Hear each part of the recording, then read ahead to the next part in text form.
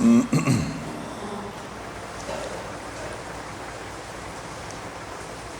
الحمد لله نحمده ونستعينه ونستغفره ونعوذ بالله من شرور أنفسنا ومن سيئات أعمالنا ومن يهده الله فلا مضل له ومن يضلل فلا هادي له وأشهد أن لا إله إلا الله وحده لا شريك له وأشهد أن محمدا عبده ورسوله أما بعد فإن خير الحديث كلام الله وخير الهدي هدي محمد صلى الله عليه وسلم وشر الأمور محدثاتها وكل محدثة بدعة وكل بدعة ضلالة وكل ضلالة في النار. اللهم صل على محمد وعلى آل محمد كما صليت على إبراهيم وعلى آل إبراهيم إنك حميد مجيد. اللهم بارك على محمد وعلى آل محمد كما باركت على إبراهيم وعلى آل إبراهيم إنك حميد مجيد. سبحانك لا علم لنا إلا ما علمتنا إنك أنت العليم الحكيم. رب اشرح لي صدري ويسر لي أمري واحلل عقدة من لساني يفقهوا قولي. اللهم رب زدني علما اللهم رب زدني علما. فأعوذ بالله السميع العليم من الشيطان الرجيم. بسم الله الرحمن الرحيم. فليحذر الذين يخالفون عن أمره أن تصيبهم فتنة أو يصيبهم عذاب أليم.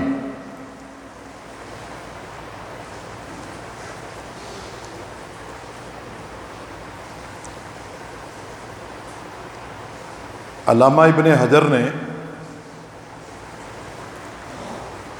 اپنی کتاب الاصابہ میں ایک واقعہ لکھا ہے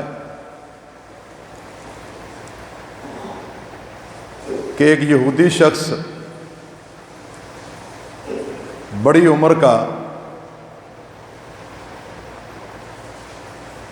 حضرت عمر رضی اللہ تعالیٰ عنہ کے دور میں وہ اسلام قبول کر رہا تھا. ہے وہ عمر رسیدہ تھا اور جس محفل میں جس مجلس میں وہ اسلام قبول کر رہا تھا وہاں عبداللہ بن عباس رضی اللہ تعالیٰ عنہ بھی موجود تھے. عبداللہ بن عباس رضی اللہ تعالیٰ عنہ نے وہ نو مسلم یہودی سے سوال کیا, پوچھا ما منعک ان تؤمن علی عہد رسول اللہ صلی اللہ علیہ وسلم و ابی بکر. بزرگوں, آپ کی عمر سے لگتا ہے کہ آپ نے اللہ کے نبی صلی اللہ علیہ وسلم کا دور پایا ہے اور آپ نے ابوبکر صدیق رضی اللہ تعالیٰ عنہ کا بھی دور پایا ہے. آپ اللہ کے نبی کے دور میں مسلمان کیوں نہیں ہوئے, یا ابوبکر صدیق رضی اللہ تعالیٰ عنہ کے دور میں مسلمان کیوں نہیں ہوئے؟ آپ کی عمر بتا رہی ہے کہ آپ نے اللہ کے نبی کو بھی دیکھا ہے, اس وقت مسلمان کیوں نہیں ہوئے جب کہ اللہ کے نبی صلی اللہ علیہ وسلم کے دور میں مسلمان ہونا ایک بہت بڑا اعزاز تھا کہ آپ اللہ کے نبی کے صحابی بن جاتے, کیونکہ صحابی بننا یہ بہت بڑا اعزاز ہے. آپ صلی اللہ علیہ وسلم نے فرمایا کہ جس نے مجھے ایمان کی حالت میں دیکھ لیا اس کو جہنم کی آگ نہیں چھوئے گی. یہ اعزاز تو اس اعزاز سے محروم کیسے ہو گیا جبکہ صحابی بننے کے لیے بہت لوگوں نے کوششیں کی, حتیٰ کہ امام صنابحی رحمہ اللہ کے نبی کے دور میں مسلمان ہو چکے تھے اپنے علاقے میں. اب وہ لمبا سفر طے کر کے اللہ کے نبی صلی اللہ علیہ وسلم سے ملنے کے لیے آئے کہ آپ کا دیدار ہو جائے, میں بھی صحابی بن جاؤں. امام صنابحی جب مدینہ میں پہنچے تو سب سے پہلے صحابی رسول عبادہ بن صامت رضی اللہ تعالیٰ عنہ سے ملے. کہا کہ میں اللہ کے نبی سے ملنا چاہتا ہوں, اللہ کے نبی کہاں ہیں؟ عبادہ بن صامت رضی اللہ تعالیٰ عنہ نے کہا کہ اللہ کے نبی 1 ہفتہ پہلے فوت ہو گئے، یعنی صحابی نہ بن سکے۔ کتنا بڑا اعزاز تھا یہ صحابی بننا۔ امام ذہبی رحمہ اللہ نے تذکرۃ الحفاظ میں لکھا ہے سویب بن غفلہ کے بارے میں کہ وہ بڑی عمر کا شخص تھا، مسلمان ہو گیا، اب بڑھاپے میں لمبا سفر طے کر کے وہ بھی مدینہ کی طرف آ رہا تھا، حتیٰ کہ مدینہ کی ایک گلی میں پہنچا اور دیکھا کہ اس گلی میں صحابہ اکرام لوگوں کا ایک جمع غفیر آ رہا ہے۔ اس سے پوچھا کہ میں نے اللہ کے نبی صلی اللہ علیہ وسلم سے ملنا ہے، تو مجھے بتائیں اللہ کے نبی صلی اللہ علیہ وسلم کہاں ہیں؟ صحابہ نے جو اس گلی میں آ رہے تھے، جمع غفیر آ رہا تھا، انہوں نے کہا کہ ہم ابھی ابھی اللہ کے نبی صلی اللہ علیہ وسلم کو سپرد خاک کر کے آئے ہیں۔ گویا کہ صحابی بننا کتنا بڑا اعزاز تھا، لیکن محروم ہو گئے۔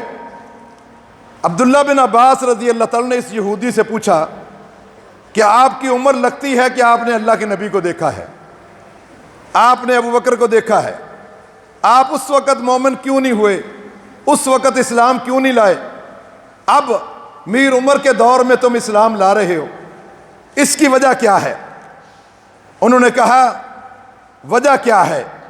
میرے والد نے مجھ پہ قسم ڈالی تھی اور کہا تھا کہ دیکھو ان ابی کتب کتابا لی من التورات، میرے والد یہودیوں کے بہت بڑے عالم تھے، انہوں نے لائبریری کھول کر اس لائبریری سے کتابیں اٹھا کر اور تورات کا ایک خلاصہ لکھا، 2 جلدوں میں بند کر کے وہ خلاصہ ان ابی کتب کتابا لی، میرے باپ نے ایک کتاب لکھی من التورات، تورات کا خلاصہ تھا وہ، اور مجھے میرے والد نے کہا کہ میں تجھے قسم دیتا ہوں جو میں نے تیرے لیے تیری بس میں نہیں ہے تورات کو پڑھنا، یہ میں نے خلاصہ اس کا لکھ دیا ہے، اسی کو پڑھتے رہنا۔ کہا کہ میں اسی خلاصے کو پڑھتا رہا۔ یہ خلاصے جو ہیں یہ لوگوں کو دور رکھتے ہیں ایمان لانے سے۔ آج بہت سارے خلاصے موجود ہیں ہمارے پاس، کوئی فیضان مدینہ کے اعتبار سے خلاصہ موجود ہے، کوئی تبلیغی نصاب کے حساب سے، کوئی بہشتی زیور کے حوالے سے، کوئی ہدایہ کہتے ہیں کہ الہدایہ کل قرآن، ہدایہ بھی قرآن کا نچوڑ ہے، بہشتی زیور بھی قرآن کا نچوڑ ہے، امام شافعی کی فقہ بھی قرآن کا نچوڑ ہے، امام احمد بن حنبل کی فقہ بھی قرآن کا نچوڑ ہے۔ اگر قرآن کا نچوڑ یہ ساری فقہ اور ساری کتابیں قرآن و حدیث کا نچوڑ ہے تو پھر ان میں تضادات کیوں ہیں؟ کسی میں کوئی چیز حلال ہے، کسی میں کوئی چیز حرام ہے، کسی میں کوئی چیز مکروہ ہے، کسی میں کوئی چیز مستحب ہے، کسی میں کوئی چیز جائز ہے، کسی میں کوئی چیز ناجائز ہے۔ یہ ایسا خلاصہ قرآن کا کیسے ہے کہ جس میں تضاد ہی تضاد ہیں؟ تو پھر عقیدہ بنانا پڑے گا نعوذ باللہ من ذالک کہ قرآن میں تضاد ہی تضاد ہیں۔ ایسا نہیں ہے، قرآن میں تضاد نہیں ہے، تضاد ان خلاصوں میں ہے، اور یہ کہتے ہیں کہ یہ قرآن و حدیث کا نچوڑ ہے۔ اس یہودی کی رکاوٹ بھی اسلام میں یہی بنی کہ اس کے باپ نے تورات کا نچوڑ خلاصہ اس کو دے دیا اور قسم دے دی کہ تو نے اس خلاصے کے علاوہ نہیں پڑھنا۔ وہ جب تک خلاصہ پڑھتا رہا اور وہ سیدھے راستے پر نہیں آیا۔ کہنے لگا کہ میں نے جب بھی کوئی مسئلہ دیکھتا، اور پھر نچوڑ اگر کسی چیز کا نچوڑ ہو تو اس میں خوشبو اس کی آنی تو چاہیے۔ اگر آم کا نچوڑ ہے تو آم کی خوشبو آنی چاہیے، سیب کا نچوڑ ہے تو سیب کی خوشبو آنی چاہیے۔ اگر سارے نچوڑ ہیں تو قرآن و حدیث کی خوشبو اس میں آنی چاہیے۔ وہ یہودی کہتا ہے کہ اللہ کے نبی صلی اللہ علیہ وسلم کا میں نے دور پایا، اللہ کے نبی صلی اللہ علیہ وسلم نے نبوت کا اعلان کیا، میں نے سن لیا، میں نے فوراً جا کر اپنے باپ کا لکھا ہوا خلاصہ کھول کے دیکھا تو میں نے کہا کہ نبوت کا سلسلہ اگر چلتا تو ضرور تورات میں ہوگا۔ میں نے جب کھولا تو اس میں مجھے کچھ نہیں ملا، اس لیے میں اللہ کے نبی صلی اللہ علیہ وسلم کی نبوت کے اعلان کو دھوکہ سمجھا، فراڈ سمجھا، میں نہیں مسلمان ہوا، میں مسلمان نہیں ہوا، یہ رکاوٹ تھی۔ لیکن دور چلتا گیا، آپ کا دور چلا گیا، آپ اس دنیا سے چلے گئے، ابوبکر صدیق کا دور آ گیا، وہ بھی چلا گیا، حتیٰ کہ میں میر عمر کے دور میں آ گیا۔ اب میں نے سوچا کہ کہیں مجھے غلطی تو نہیں لگ رہی،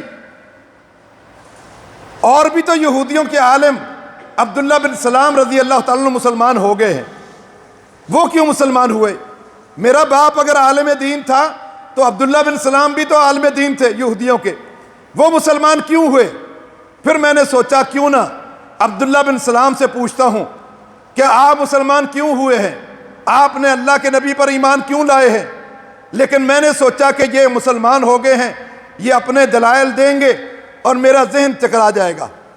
پھر میں نے سوچا کہ اپنے یہودی علماء سے پوچھوں، کہا پھر سوچا کہ وہ بھی جو ہے وہ اپنے دلائل دیں گے، میں تو چکرا جاؤں گا، میں تو جو ہے وہ الجھ جاؤں گا، کیوں نہ آج اپنے باپ کی گستاخی کر لیتا ہوں۔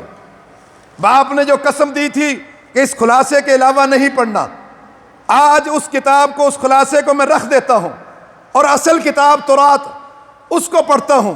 کہتا ہے کہ جب میں نے وہ اصل کتاب کھولی تو اس میں تو پورا ایک صفحہ تھا، کیا تھا اس میں؟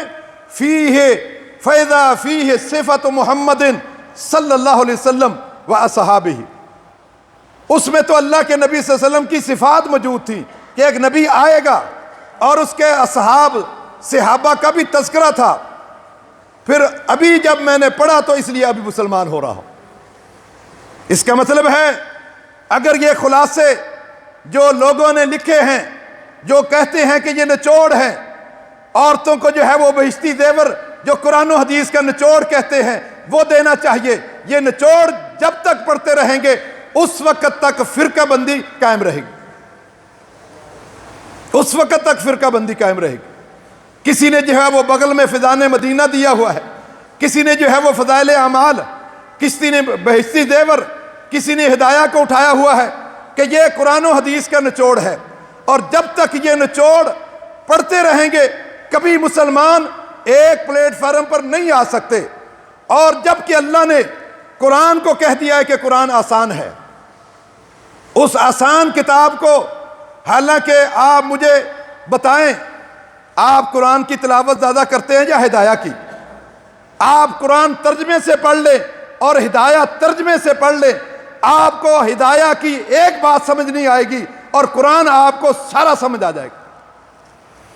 جو نچوڑ ہے وہ اتنا مشکل ہے، ہم مدارس میں پڑھاتے ہیں، ہمیں پتہ ہے کہ کتنا مشکل اس کا پڑھانا ہے، اس کا سمجھانا ہے، جبکہ قرآن و حدیث سب سے زیادہ آسان ہے۔ اور یہ جمود، یہ تقلید کی جو بیماری ہے، یہ جب تک اس بیماری کا علاج نہیں ہوگا اس وقت تک مسلمان ایک نہیں ہوں گے۔ آپ صلی اللہ علیہ وسلم کا فرمان ہے لَتَتَّبِعُنَّ سَنَنَ مَنْ كَانَ قَبْلَكُمْ حَذْوَ النَّالِ بِالنَّالِ، میری امت کے لوگ سابقہ امتوں کے بالکل نقش قدم پر چلیں گے۔ حَذْوَ النَّالِ بِالنَّالِ، جس طرح ایک جوتا دوسرے جوتے کے سائز میں، ڈیزائن میں، رنگت میں ایک ہوتے ہیں، بالکل میری امت کے لوگ بھی سابقہ امتوں کے اتنے نقش قدم پر چلیں گے۔ آپ صلی اللہ علیہ وسلم سے پوچھا کہ یہ سابقہ لوگ کون ہیں، سابقہ امتیں کون ہیں؟ الیہود والنصارى، کیا اللہ کے نبی یہ یہودی اور عیسائی ہیں؟ آپ نے فرمایا من اذن، اگر یہود و نصارہ نہیں تو پھر کون ہے؟ یہود و نصارہ کے نقش قدم پر اگر یہودی سود کھاتا ہے میری امت کے لوگ سود کھائیں گے، اگر یہودی شرک کرتا ہے میری امت کے لوگ شرک کریں گے، میرا یہودی چوری کرتا ہے میری امت کے لوگ چوری کریں گے، یہودی زنا کرتا ہے میری امت کے لوگ زنا کریں گے، حتیٰ کہ جو جو کام یہودی کریں گے میری امت کے لوگ بھی کریں گے۔ ہمیں حکم کیا ہے؟ ہمیں حکم یہ ہے کہ وَإِذَا قِيلَ لَهُمْ اتَّبِعُوا مَا بِمَا أَنزَلَ اللَّهُ، جو اللہ نے اتارا ہے اس کی پیروی کرو، اس کی پیروی کرو جو اللہ نے اتارا ہے۔ اور آج اس کے جواب میں ہم کیا کہتے ہیں؟ بل نتبع ما الفینا علیہ ابانا، ہم تو اس کی پیروی کریں گے جس کو اپنے باپ دادا کو پایا، باپ دادا جو کرتے تھے وہی ہم کریں گے، ہم ما انزل اللہ کو نہیں، اس کو نہیں اپنائیں گے۔ اور پھر حال کیا ہوگا؟ جو لوگ اپنے باپ دادا کی تقلید کرتے رہے اور قرآن و حدیث کی طرف نہیں آئے، تحقیق کی طرف نہیں آئے، اور آنکھیں بند کر کے جو باپ دادا نے دیا اس کو اپنا لیا، یہ لوگ جہنم میں پہنچ جائیں گے، اور جہنم میں پہنچ کر کیا کہیں گے؟ یا لیتنا اطعنا اللہ واطعنا الرسول، یہ قرآن ہے۔ جہنم میں پہنچ کر کہیں گے کاش کہ ہم نے اللہ کی بات کو لیا ہوتا اور اللہ کے رسول کی بات کو لیا ہوتا۔ ہمارا قصور کیا ہے؟ ہم نے کیا کیا؟ ان سادتنا و کبرانا، ہم نے تو اپنے بزرگوں کی باتوں کو مانا، و کبرانا، اپنے بڑوں کی باتوں کو مانا، اپنے خاندان کی باتوں کو مانا، اپنے والدین کی باتوں کو مانا، اپنے اماموں کی باتوں کو مانا، فاضلون السبیل، ہم ان کی باتوں کو مان کر گمراہ ہو گئے اور آج جہنم میں آ گئے۔ کیا فائدہ ہے؟ وہاں جا کر اگر کہیں گے کہ یا لیتنا اطعنا اللہ واطعنا الرسول، کاش کہ ہم اللہ اس کے رسول کی پیروی کرتے، ان کا کہنا مانتے، اس وقت جا کر کہنا اب جو ہے وہ اللہ کہتا ہے اتبعوا بما انزل اللہ، اس کی پیروی کرو جو اللہ نے اتارا ہے۔ اللہ نے کیا اتارا ہے؟ انزل علیک الکتاب والحکمہ، یا تو قرآن اتارا ہے یا حدیث رسول حکمت اتاری ہے، اس کی تم نے پیروی کر رہی ہے۔ آمنوا بما نزل علی محمد وہو الحق من ربہم، جو محمد صلی اللہ علیہ وسلم پر اتارا گیا ہے اس پر ایمان لے آؤ، اس کو مان لو، یہی حق ہے، یہی حق ہے۔ اور آپ صلی اللہ علیہ وسلم کوئی کسی کا خلاصہ نہیں پڑھایا آپ نے یعلمہم الکتاب والحکمہ ڈائریکٹ قرآن سے درس دیا ہے، یا تو آپ نے حکمت سے درس دیا ہے۔ جب تک آپ قرآن و حدیث کی طرف نہیں آئیں گے اس وقت تک یہ فرقے قائم رہیں گے، سب کچھ قائم رہے گا، اس لیے کہ قرآن و حدیث حل ہے، اس میں ہر چیز کے مسئلے بیان ہو گئے ہیں۔ کوئی مسئلہ ایسا نہیں ہے کہ قیامت تک رونما ہو اور وہ قرآن و حدیث میں نہ ہو، ایسا نہیں ہے، ہر مسئلہ قرآن و حدیث میں ہے۔ جب اللہ کے نبی کا دور تھا صحابہ آپ سے پوچھتے تھے، آ کر سوال آپ سے پوچھتے تھے۔ ایک شخص نجد سے آیا اور نہ جانے نجد کتنا دور ہے، 1200 کلومیٹر مدینہ سے دور ہے۔ اس وقت ریل گاڑیاں نہیں تھی، کوچز نہیں تھی، ہوائی جہاز نہیں تھے، اس وقت گھوڑا، گدھا، اونٹ یہ سواریاں تھی۔ اونٹ پر سوار ہو کر آیا، 1200 کلومیٹر کا فاصلہ طے کر کے، راستے میں نہ جانے کتنے لوگوں نے، کتنی سرکاروں نے روکا ہوگا کہ آؤ ہمارے آستانے پہ رک جاؤ، اس کا ایک ہی جواب تھا، ارید محمدہ، میرے الجھنوں کا حل صرف محمد صلی اللہ علیہ وسلم کے پاس ہے۔ چلتا آیا آپ صلی اللہ علیہ وسلم مدینہ کے چوک میں اپنے صحابہ کے ساتھ کھڑے ہوئے تھے، آپ نے دیکھا کہ ایک اونٹ دوڑاتا ہوا شخص آ رہا ہے، آپ نے صحابہ سے کہا انہو یریکم، لگتا ایسے ہے کہ یہ شخص جو ہے جو اونٹ کو دوڑاتے ہوئے آ رہا ہے، اپنی سواری کو دوڑاتے ہوئے آ رہا ہے، وہ آپ کی طرف ہی آ رہا ہے۔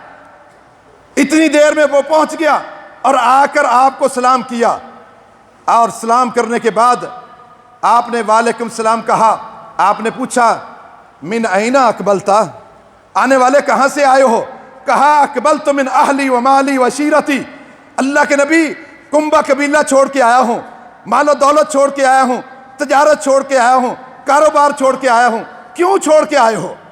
کہا دلنی علی عمل اذا عملت دخلت الجنہ، مجھے کوئی ایک عمل بتا دو جس کو بروئے کار لاؤں، جنت میں چلا جاؤں اور جہنم سے بچ جاؤں۔ آپ نے اس کو دین سکھایا، کلمہ پڑھایا، کہا کہ ان تشہد ان لا الہ الا اللہ وان محمد رسول اللہ وتقیم الصلاۃ وتؤتی الزکاۃ وتصوم رمضان وتحج بیت اللہ الحرام ان استطعت الیہ۔ آپ نے فرمایا کہ تو اس بات کی گواہی دے دے کوئی الہ نہیں ہے، نہ آسمانوں میں ہے، نہ فضا میں ہے، نہ تحت الثری میں ہے، الا اللہ، صرف ایک اللہ ہے، اور اس بات کی بھی گواہی دے دو کہ اللہ کا سچا نمائندہ محمد الرسول اللہ صلی اللہ علیہ وسلم ہے، اور پھر 5 وقت کی نماز پڑھ، روزے رکھ، زکوٰۃ دے، حج کر۔ اب یہ شخص دین سیکھ لیا ہے، اپنے سینے پر ہاتھ مارتا ہے کہ اللہ کے نبی جب تک اس جسم میں جان رہے گی اس وقت تک اس دین پر کاربند رہوں گا، کوئی اضافہ نہیں کروں گا، کوئی کمی نہیں کروں گا۔ اب یہ کہہ کر اونٹنی پر سوار ہوا، اپنے علاقے کی طرف جا رہا ہے تاکہ میں جلدی جا کر اپنے گھر والوں کو بتاؤں کہ یہ دین کی باتیں اللہ کے نبی نے مجھے بتائی ہیں۔ ابھی تھوڑے ہی فاصلے پر گیا تھا، اونٹنی کا پاؤں کسی بل میں گھس گیا، توازن بگڑ گیا، اوپر سے اونٹنی سے گرتا ہے، گردن کے بل گرتے ہی جان نکل جاتی ہے۔ آپ نے 2 صحابہ کو کہا علیہ بالرجل، اس آدمی کو اٹھا کے میرے پاس لاؤ۔ لایا گیا، آپ نے اپنے چہرے کو قریب کیا، پھر دور کر دیا، اور آپ صحابہ نے پوچھا اللہ کے نبی آپ نے اپنے چہرہ دور کیوں کیا؟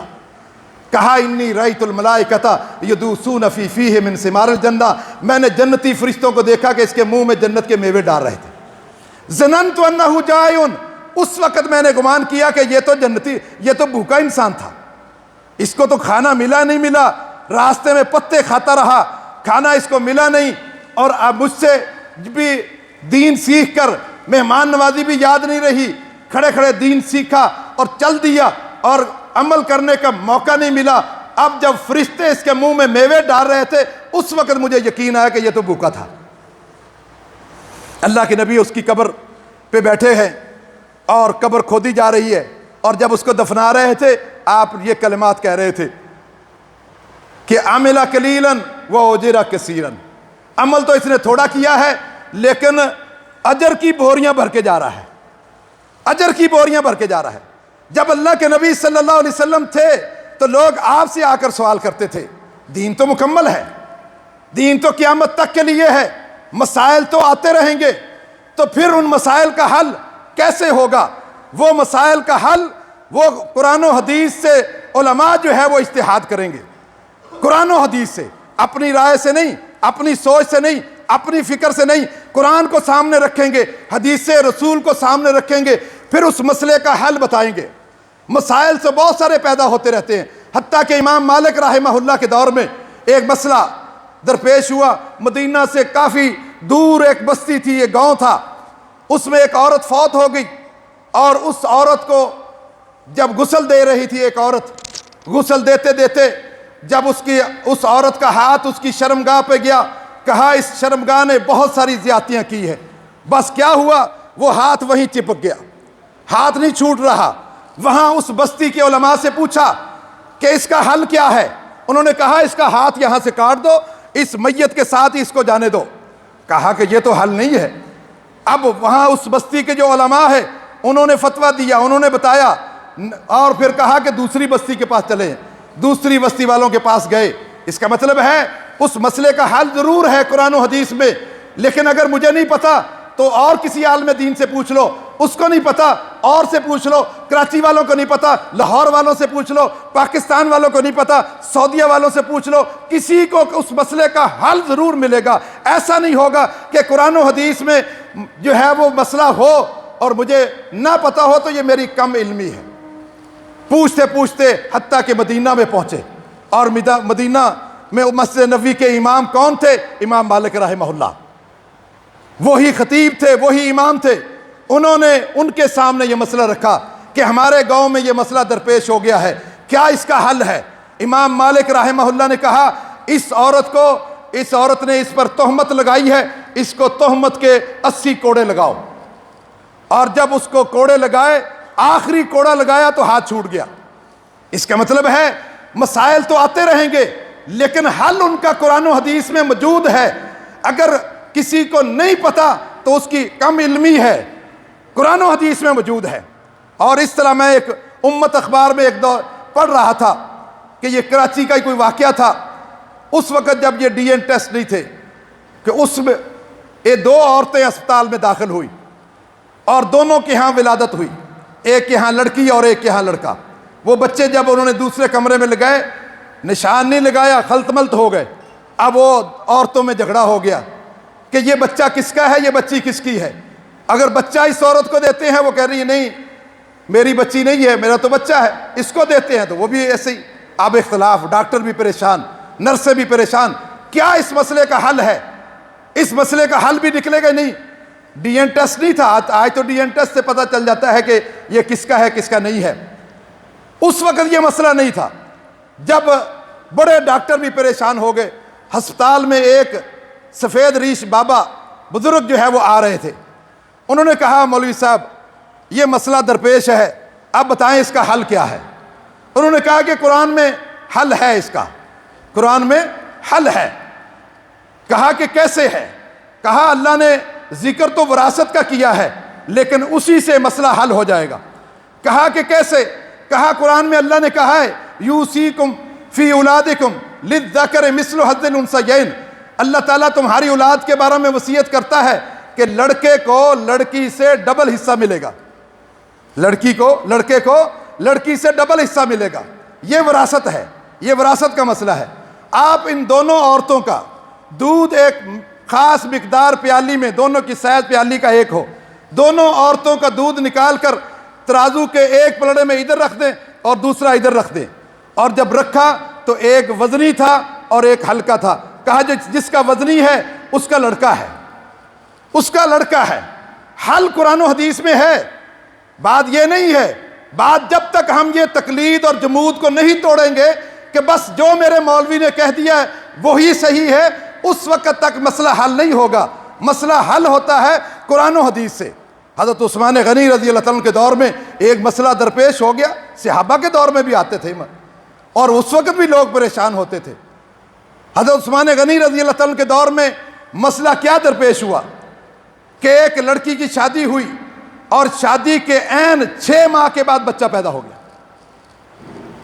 کیس حضرت عثمان کے پاس چلا گیا. کہا عثمان 6 ماہ کے بعد بچہ پیدا ہو سکتا ہے کیا؟ حضرت عثمان غنی رضی اللہ عنہ نے قرآن و حدیث کو دیکھا، کہیں نظر نہیں آیا. پھر مکہ کی سرزمین کو دیکھا کہ مکہ کی سرزمین میں یا تو بچہ 9 ماہ کے بعد پیدا ہوتا ہے یا 10 ماہ کے بعد پیدا ہوتا ہے.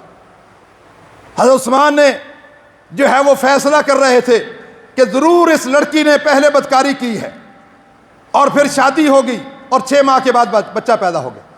اس لڑکی کو جو ہے وہ کوڑوں کی سزا ملنی چاہیے. حضرت عثمان غنی رضی اللہ عنہ ابھی فیصلہ ہی کر رہے تھے. اس مجمع میں ایک بچہ بیٹھا ہوا تھا، اس کا نام عبداللہ بن عباس رضی اللہ تعالیٰ عنہ. وہ کھڑے ہو گئے اور عثمان غنی رضی اللہ عنہ سے کہنے لگے عثمان رک جاؤ رک جاؤ، 6 ماہ کا بچہ پیدا ہو سکتا ہے، قرآن میں موجود ہے.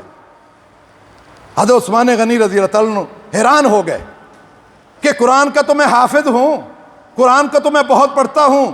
حتیٰ کہ آپ جانتے ہیں جب حضرت عثمان غنی شہید ہوئے تو ان کے ہاتھوں میں قرآن تھا، کتنا وہ قرآن پڑھتے تھے.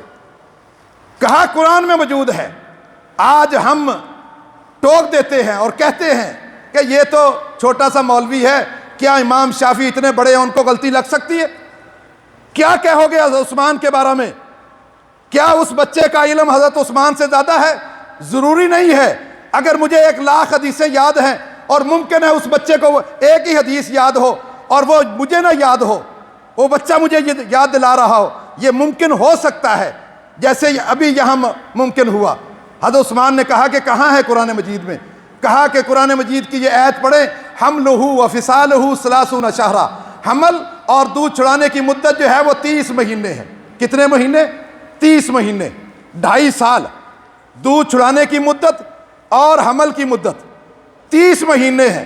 کہا قرآن مجید میں دوسری جگہ اللہ نے کہا ہے والوالدات یرضعن اولادہن حولین کاملین، مائیں اپنے بچوں کو دودھ پلائیں 2 سال، 2 سال مکمل مائیں اپنے بچوں کو دودھ پلائیں. کہا 30 مہینوں میں سے 24 مہینے دودھ کے نکال دو، باقی کتنے بچتے ہیں؟ 6 ماہ.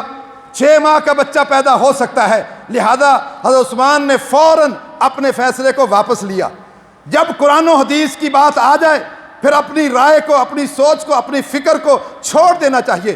یہ فکر جب تک قرآن و حدیث نہیں ہے اس وقت تک تو آپ اس پر عمل کر سکتے ہیں. جب آپ کے پاس حدیث رسول آ گئی پھر آپ اس پر عمل کریں گے تو پھر آپ غلط کریں گے، پھر آپ غلط کریں گے. بہت سارے مسائل صحابہ اکرام سے پوچھے گئے. مسائل تو آئے دن پیدا ہوتے ہی رہتے ہیں، آئے دن لوگ پوچھتے رہتے ہیں. قرآن و حدیث کو سامنے رکھ کر قرآن و حدیث سے دلائل ملتے ہیں تو فیصلہ دیں، اگر نہیں ملتے تو نہ دیں. عبداللہ بن عباس رضی اللہ عنہ کے پاس ایک مسئلہ آیا. مسئلہ کیا آیا کہ ایک لڑکی کی شادی ہوئی اور حق مہر نہیں مقرر کیا، نکاح ہو گیا. اب رخصتی بھی نہیں ہوئی، رخصتی بھی نہیں ہوئی، حق مہر مقرر نہیں تھا، اور اس کا شوہر رخصتی پہلے فوت ہو گیا۔ اب اس لڑکی کے لیے کیا ہے؟ اس کو حق مہر ملے گا یا نہیں ملے گا؟ اگر ملے گا تو کتنا ملے گا؟ کیا یہ عورت، یہ لڑکی جس کی رخصتی نہیں ہوئی تھی، یہ عدت کرے گی یا نہیں کرے گی؟ اس کو شوہر کی وراثت سے حصہ ملے گا یا نہیں ملے گا؟ یہ 3 سوال عبداللہ بن مسعود سے ان لوگوں نے کیے۔ اور آپ جانتے ہیں عبداللہ بن مسعود رضی اللہ تعالیٰ عنہ کیا ہیں؟ حبر هذه الامہ، اس امت کے سمندر ہیں، علم کے سمندر ہیں عبداللہ بن مسعود رضی اللہ تعالیٰ عنہ۔ یہ ان کے لیے لقب ہے ان کا، حبر هذه الامہ۔ ان سے جب پوچھا وہ سوچتے رہے، کہا اذهبوا الى غیری، مجھے اس مسئلے کا نہیں پتا، آپ کسی دوسرے سے پوچھ لو، مجھے اس مسئلے کا نہیں پتا، آپ دوسرے سے پوچھ لو۔ اب وہ لوگ چلے گئے اور دوسروں سے پوچھتے رہے، دوسرے سب یہی کہتے رہے اذهبوا الى غیری، مجھے بھی اس مسئلے کا حل نہیں پتا، آپ اور کسی کے پاس چلے جائیں۔ حتیٰ کہ گھومتے گھومتے 1 مہینے کے بعد پھر عبداللہ بن مسعود کے پاس آئے، کہا اس مسئلے کا حل بتاؤ، ہم نے تو 1 مہینہ علماء سے پوچھ لیا ہے لیکن کسی نے اس کا مسئلے کا حل نہیں بتایا۔ عبداللہ بن مسعود رضی اللہ تعالیٰ عنہ کہتے ہیں کہ اب بیٹھو میرے پاس، میں ایک بات کرتا ہوں لیکن پہلے میری تمہید کو سن لو۔ اگر یہ مسئلہ میں جو بیان کر رہا ہوں ان یکن ثوابا، اگر یہ درست ہوا فمن اللہ، پھر تو اللہ کی طرف سے ہے، پھر تو اللہ کی طرف سے ہے۔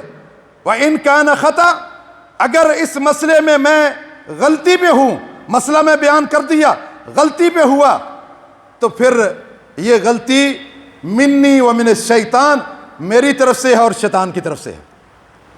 اگر یہ درست ہے، ان کا ذہن بنایا، مقدمہ پیش کیا اور ان کو ابتدائی بات بتائی کہ دیکھو اس مسئلے کا میں حل بتاتا ہوں، اگر درست ہوا تو اللہ کی طرف سے ہے، اور اگر غلط ہوا تو میرے اور شیطان کی طرف سے ہے۔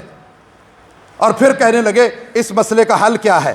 اس مسئلے کا حل یہ ہے کہ اس عورت کو ولہا مہر النساء، اس خاندان کی عورتوں کا جو بھی حق مہر تھا رکھا گیا اس خاندان کے عورتوں کا، وہی حق مہر اس کو دیا جائے گا، وہی حق مہر جو تم نے مقرر نہیں کیا تھا، اس کے خاندان کی عورتوں کا جو حق مہر رکھا گیا ہے اس کو دیکھ کر اس کو حق مہر دیا جائے گا۔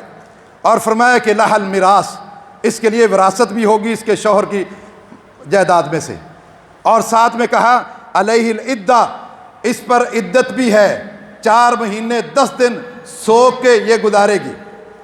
ابھی یہ مسئلہ عبداللہ بن مسعود رضی اللہ تعالیٰ عنہ بتا ہی رہے تھے، اس محفل میں ایک صحابی رسول اور بیٹھے ہوئے تھے، مغیرہ بن شعبہ رضی اللہ تعالیٰ عنہ۔ وہ عبداللہ بن مسعود کی ساری بات سن چکے، کہنے لگے اٹھ کر، عبداللہ بالکل اللہ کے نبی کے دور میں بھی اسی طرح کا ایک مسئلہ آیا تھا، اللہ کے نبی نے ایسے ہی فیصلہ کیا تھا جیسے آپ نے کیا، جیسے آپ نے کیا۔ اس کا مطلب ہے قرآن و حدیث سے تصدیق مل گئی۔ اب عبداللہ بن مسعود رضی اللہ تعالیٰ عنہ بہت خوش ہوئے، کہا میں اتنا خوش ہوا کہ یہ مسئلہ جو میں نے بتایا قرآن و حدیث سے بھی وہی مسئلہ تھا، لیکن ایک مسئلہ عبداللہ بن مسعود رضی اللہ تعالیٰ عنہ سے اور پوچھا کوفہ میں۔ وہ مسئلہ کیا تھا؟ مسئلہ یہ کہ ایک شخص نے ایک لڑکی سے شادی کی، نکاح کر لیا لیکن رخصتی نہیں ہوئی۔ ابھی کافی ٹائم گزر گیا تو اس لڑکی کی والدہ فوت ہو گئی، اور اس کا والدہ کا شوہر فوت ہو گیا، یہ اس کی ماں بیوہ ہو گئی۔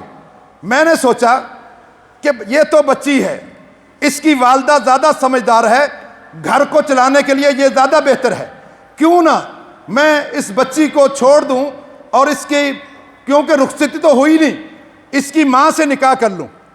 یہ مسئلہ عبداللہ بن مسعود کے سامنے رکھا کہ اس طرح کر کے میں نے ایک لڑکی سے شادی کی اور پھر اس کی ماں جو ہے وہ بیوہ ہو گئی، میں نے ارادہ چینج کر لیا کہ میں اس کی ماں سے شادی کر لیتا ہوں اور اس کو طلاق دے دیتا ہوں، کیا میرا یہ کام کرنا صحیح ہے؟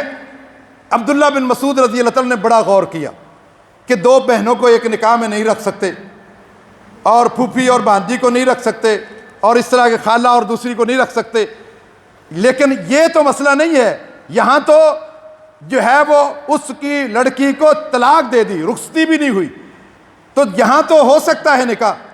عبداللہ بن مسعود رضی اللہ تعالیٰ نے اجتہاد کر کے فیصلہ کر دیا کہ تو نکاح کر سکتا ہے اس کی ماں سے، یہ فیصلہ تو کر دیا، کوئی دلیل سامنے نہیں تھی، اتنی زیادہ مضبوط دلیل نہیں تھی۔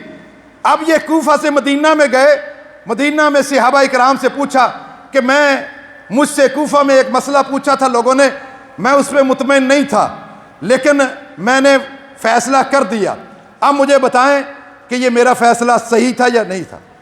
وہاں صحابہ اکرام نے کہا کہ آپ کا فیصلہ قرآن کے خلاف ہے، قرآن کے خلاف ہے، فیصلہ کر چکے اور وہ اس نے شادی کر لی ہوگی۔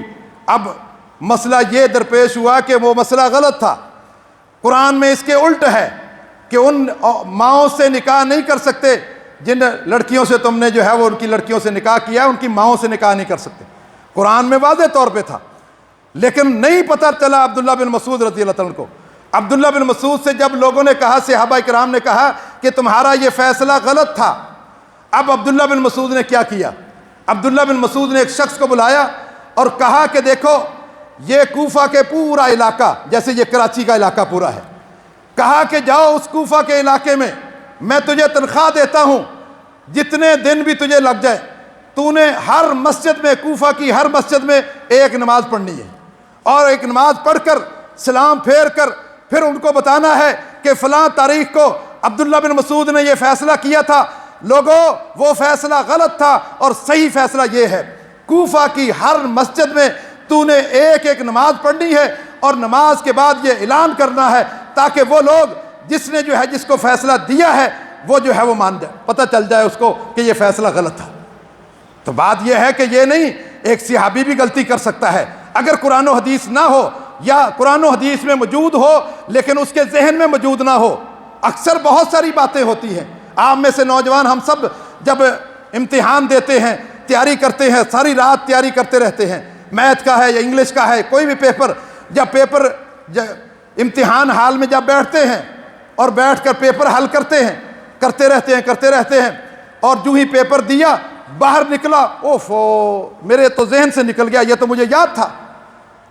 یعنی بندے کو یاد ہوتا ہے، ذہن میں نہیں ہوتا، اس لیے جو ہے وہ جو اگر ذہن میں نہ ہو تو یہ ہو سکتا ہے کہ قرآن و حدیث میں موجود ہو، اس کے ذہن میں نہ ہو۔ جیسے ہم عموماً ہمارے اکثر پیپروں میں ہم نکلتے ہی جو ہے وہ امتحان گاہ سے باہر نکلتے ہیں تو فوراً یاد آ جاتا ہے، یہ بھی میں نے غلط کر لیا، یہ بھی مجھے یاد تھا، یہ بھی یاد تھا، یہ بھی یاد تھا۔ میر عمر رضی اللہ تعالیٰ کے دور میں ایک فیصلہ آیا، ایک عورت نے شادی شدہ تھی لیکن مجنونہ تھی، دماغ کام نہیں کرتا تھا، اس نے زنا کر لیا۔ حضرت عمر کے پاس فیصلہ آیا کہ یہ اس نے زنا کیا ہے، شادی شدہ ہے۔ حضرت عمر نے کہا کہ اس کو جو ہے وہ سنسار ہوگی، اس کو جو ہے وہ پتھر لگائے جائیں گے۔ اعلان کر دیا کہ جاؤ ایک مدینہ میں سب کو، دکانداروں کو بولو کہ تھوڑی دیر کے لیے دکانیں بند کریں اور فلاں جگہ میدان میں آ جائیں، ایک عورت کو جو ہے وہ سنسار کرنا ہے۔ اب لوگ دکانیں بند کر رہے ہیں اور اس طرف جا رہے ہیں، اتنے میں ایک شخص جو ہے وہ اس طرف نہیں گیا، وہ میر عمر کی طرف گئے، اور وہ جانے والا کون ہے؟ وہ سیدنا علی رضی اللہ تعالیٰ عنہ۔ اور حضرت علی رضی اللہ تعالیٰ عنہ جا کر عمر سے کیا کہتے ہیں؟ عمر اما سمعت قول رسول اللہ صلی اللہ علیہ وسلم، آپ نے اللہ کے نبی کا یہ فرمان نہیں سنا کہ رفع القلم عن ثلاث، کہ اللہ نے قلم کو اٹھا لیا ہے 3 شخصوں سے، عن النائم حتی یستیقظ، عن الصبی حتی یحتلم، وعن المجنون، کہ 3 بندوں کا گناہ اللہ گناہ نہیں لکھتا۔ اگر ایک بندہ سوتے میں گالیاں دے رہا ہے نہیں لکھی جائیں گی سوتے میں، اور اگر بچہ ہے نابالغ ہے اس سے گناہ ہو جاتا ہے، اس کا گناہ نہیں لکھا جائے گا، اور مجنون جس کا دماغ کام نہیں کرتا اس سے اگر گناہ ہو جائے اس کا گناہ نہیں لکھا جاتا۔ حضرت عمر کہتے ہیں کہ یہ تو قول مجھے یاد ہے، مجھے تو پتا تھا لیکن ذہن سے نکل گیا۔ کہا کہ ما بال هذه المرأة التي ترجم، اس عورت کا کیا حال ہے جس کو آپ نے رجم کا حکم دیا ہے، جب خود کہتے ہو کہ انہا مجنونہ، کہ یہ اس کا دماغ کام نہیں کرتا۔ ارسلها یا عمر، عمر اس کی سزا کو ختم کرو، جب اللہ اس کا گناہ نہیں لکھتا آپ اس کو سزا کیسے دے؟ حضرت عمر نے اپنے فیصلے کو واپس لیا۔ اس لیے کہ حدیث یاد تھی لیکن دماغ میں نہیں تھی۔ ضروری نہیں ہے کہ سارا دین جو ہے وہ ایک شخص کے پاس ہو، ایک کے پاس نہیں ہے، دوسرے سے پوچھ لو، تیسرے سے پوچھ لو، حل اس کا ضرور موجود ہوگا۔ لیکن یہ کہنا کہ بس ایک ہی امام کی ہتھ کڑی لگا کر پیچھے اس امام کے جو سیاہ کرے سفید کرے، نہیں، آپ ہر ہتھ کڑی کو توڑیں، اور جب تک یہ جمود نہیں توڑیں گے اس وقت تک آپ کو سیدھا راستہ نہیں ملے گا۔ یہ جمود توڑنا پڑے گا، یہ تقلید کی بیماری کو چھوڑنا پڑے گا، آپ تحقیق کی طرف آئیں۔ تقلید کے مقابلے میں تحقیق ہے اور غیر مقلد نہیں۔ یہ بھی ایک لوگوں نے عجیب جو ہے وہ فلسفہ بیان کیا، یہ مقلد ہے، یہ غیر مقلد ہے۔ مجھے بتائیں تقلید کی ضد غیر مقلد ہے؟ کیا ایسے ہوتی ہے؟ زمین کی ضد جو ہے وہ غیر زمین ہے، زمین کی ضد آسمان ہے۔ کسی بھی ضد جو ہے وہ اس طرح تھوڑی ہے کہ غیر کے ساتھ لگا کر اس کی ضد پیش کریں۔ اصل میں جس کو بیماری ہو نا پیلیے کی، اس کو سارے ہی پیلے نظر آتے ہیں۔ جن کو تقلید کی بیماری ہو ان کو سارے ہی مقلد نظر آتے ہیں۔ غیر مقلد لگا کر پھر بھی مقلد کا لفظ ان کے ساتھ ضرور لگانا ہے، جبکہ آپ تقلید کے مقابلے میں تحقیق ہے، اور اللہ نے تقلید کا حکم نہیں دیا۔ افلا تتدبرون القرآن، تم غور و فکر کیوں نہیں کرتے، تحقیق کیوں نہیں کرتے؟ تم خود کو غور و خوض کرو، خود قرآن کو اٹھاؤ۔ وہ یہودی جو مسلمان نہیں ہوا تھا حضرت عمر کے دور میں، جو مسلمان ہوا وہ تورات کا تو نچوڑ پڑھ رہا تھا، اس لیے تو اسلام نہیں لایا۔ یہ نچوڑ فیضان مدینہ کی صورت میں، تبلیغی جماعت کی صورت میں، بہشتی زیور کی صورت میں، ہدایہ کی صورت میں، آپ یہ نچوڑ پڑھتے رہیں گے، کبھی سیدھے راستے پہ نہیں آئیں گے۔ اوریجنل نچوڑ جو ہے اس کے لیے تو پھر مشین بھی خریدنی پڑے گی 3-4 ہزار 5 ہزار کی۔ ڈائریکٹ سیب کھائیں، ڈائریکٹ آم کھائیں، جوس کی کیا ضرورت ہے؟ جب آپ ڈائریکٹ قرآن و حدیث سے رابطہ کریں گے آپ کو صحیح راستہ ملے گا، قرآن و حدیث کا صحیح راستہ۔ جب قرآن پڑھیں گے سب ایک پلیٹ فارم پر آ جائیں گے، کوئی فرقہ بندی نہیں ہوگی۔ فرقہ بندی کا احساس ہی یہ تقلید ہے۔ بدعات اور خرافات کا دروازہ تقلید کھولتی ہے۔ جی آپ کیوں کر رہے ہیں یہ ختم قرآن کیوں کرا رہے ہیں، یہ تیجا کیوں کر رہے ہیں؟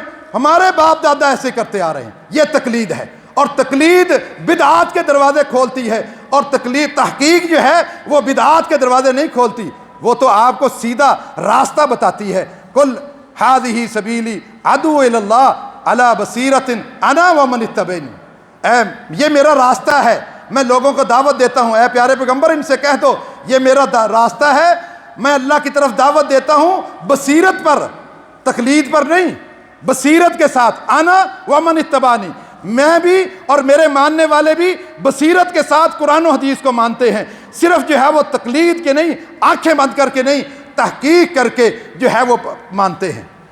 لہذا جو ہے وہ قرآن و حدیث کو اپنانا ہے تو آپ کو تحقیق کرنی ہوگی، اس سمندر سے، اس قرآن سے اور حدیث سے خود پڑھنا ہوگا، اس کو اٹھانا ہوگا، دیکھنا ہوگا۔ یہ تو لوگوں کی باتیں ہیں کہ یہ سمجھ میں نہیں آئے گا، یہ مولویوں کی سمجھ میں آتا ہے اور کسی کی سمجھ میں نہیں آئے گا، ایسی بات نہیں ہے۔ اللہ نے کہا ہے کہ ہم نے قرآن کو آسان کر دیا ہے، کوئی ہے سمجھنے والا؟